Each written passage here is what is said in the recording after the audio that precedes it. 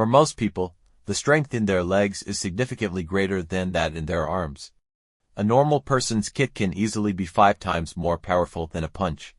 Given this fact, one might conclude that leg strength enhancement is better than arm strength enhancement. However, this is not necessarily the case. Strength alone does not determine the outcome of a fight. Take Lu Xinrui, for example.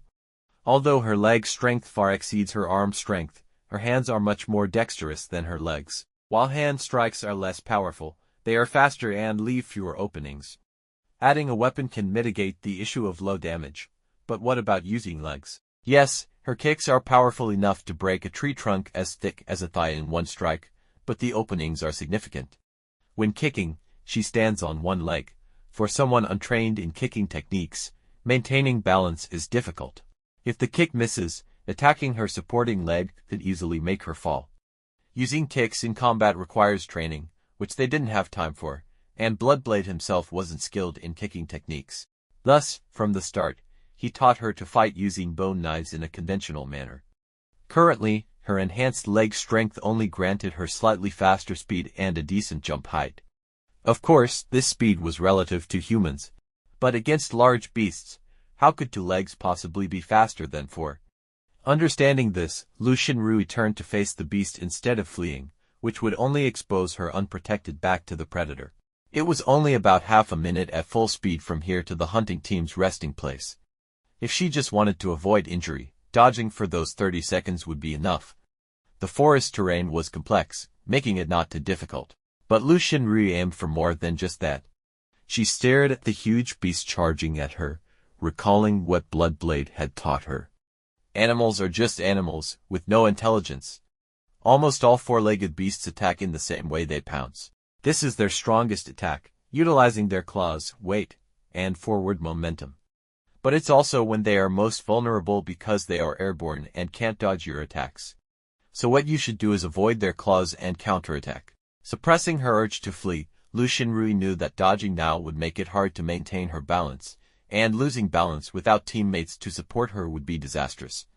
She stood her ground, stepping forward instead. The beast's pounce, aimed at her original position, now targeted her back. She ducked and slashed upward with her bone knife, moving forward. Roar! The big cat howled in pain. Lu Xinrui felt the hot blood splatter from the gash she made on its belly, covering her head and shoulders. Her eyes were unaffected, and she successfully slipped under the cat's belly. Just as she felt a bit of joy, the cat's powerful tail whipped her left arm with a whooshing sound. Hiss! She gasped in pain. Although the strike wasn't heavy, it hurt sharply, leaving a red mark on her skin, which snapped her mind back to clarity. Throughout the day, she had hardly fought, watching the hunting team effortlessly kill attacking beasts without injury. This led her to think, it doesn't seem that difficult.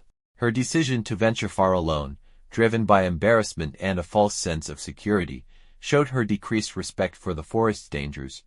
Choosing to test her skills rather than wait for her companions also stemmed from this misplaced confidence. But now, she couldn't turn back. The big cat, enraged and wounded, turned and pounced again, faster than before. Though not intelligent like humans, animals weren't fools. The cat's attack mode hadn't changed, but this time, it pounced lower, preventing her from slipping under again. What now? She didn't have time to think. The cat was already upon her. The past few days of training kicked in instinctively. She dodged the claws and thrust her bone knife forward, aiming at the cat's right eye. From an outsider's perspective, it looked like the cat deliberately impaled its eye on her knife. The knife slid in effortlessly, like cutting through tofu. Without thinking, Lu Xinrui pushed off with her powerful legs, using the knife as a pivot to flip over the cat, landing clumsily but safely behind it. Roar, roar, roar, roar. A loud thud accompanied the cat's pained howls as it crashed headfirst into a tree. The pain in its right eye made it forget to avoid the tree, leaving it dazed. Lu Xinrui got up quickly, her bone knife still stuck in the cat's right eye. Fortunately, she had more knives. Lucky. If it hadn't pounced lower, she couldn't have reached its eyes. Seeing the cat dazed, she quickly drew her spare bone knife and leapt onto its back, grabbing its ear, a spot it couldn't reach, and drove the knife into its left eye. This time, the cat couldn't even roar. It struggled briefly before going still. To be sure, Lu Xinrui twisted the knife in its eye socket several times until she was certain it was dead. Only then did she get off its back. Huff, huff. She panted heavily, staring at her blood-covered hands, still in disbelief at her success. Shari, Big Bear, Bloodblade, and several hunting team members finally arrived. Bloodblade looked at Lu Xinrui, covered in blood, and asked, "Are you okay?" Seeing familiar faces, Lu Xinrui felt her racing heart start to calm. She took a few deep breaths before answering, "Huff, I'm fine. This is its blood." Big Bear was already examining the cat's body. He pulled out the knives from its eyes. "Well done," Big Bear rarely praised, but even a small compliment from him filled Lu Xinrui with a sense of achievement. She had been a diligent child, praised often, but never had she felt such excitement as today. "This knife is unusable." Big Bear discarded the first knife, now broken in half. Lu Xinrui realized it must have snapped when she first slashed the cat's belly, hitting its ribcage. In the heat of battle, she hadn't noticed and still used the broken knife to stab its right eye, only injuring it rather than killing it. If the knife hadn't broken, she wouldn't have needed a second strike. Realizing this, she felt a surge of luck. If not for the cat's injury-induced daze, she wouldn't have killed it so easily. Big Bear took the unbroken knife from the left eye, carefully cutting something from the cat's head, and cleaned the knife on its fur. "Here, take this."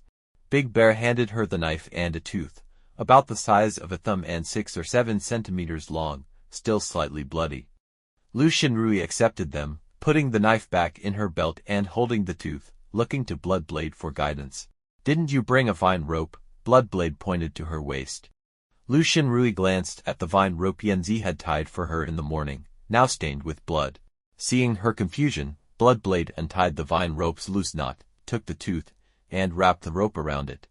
Lu Xinrui finally understood. She remembered Hawkeye mentioning this to her before. "This is a hunter's proof, made from the teeth of the first beast we kill, choosing a suitable size." Except for the 3 newcomers, Lu Xinrui, Clown, and Ace, every hunter had one of these necklaces. Some ropes had yellowed with age, and most hunters kept the teeth tucked under their clothes for convenience. She took the tooth necklace from Bloodblade and tied it around her neck. The tooth felt heavy. She hesitated, then tucked it inside her clothes. "You did well," Bloodblade said, patting her blooded shoulder. "Welcome to the hunting team. Honestly, you're the first of the 3 to earn this. I'm a bit surprised." "Not bad for my apprentice," he grinned proudly. Lu Xinrui held the tooth pendant through her clothes, looking around. The other hunters smiled kindly at her. "All right, we need to leave this place," Big Bear said once she had calmed down. "Sharui, wash your hair and the pendant, then use the powder to mask the blood scent. We don't want more attacks. The scent of blood would attract more beasts, and the hunting team had measures to counter this. Otherwise, their journey would be fraught with constant attacks." "Got it." Lu Xinrui gripped the tooth pendant and nodded.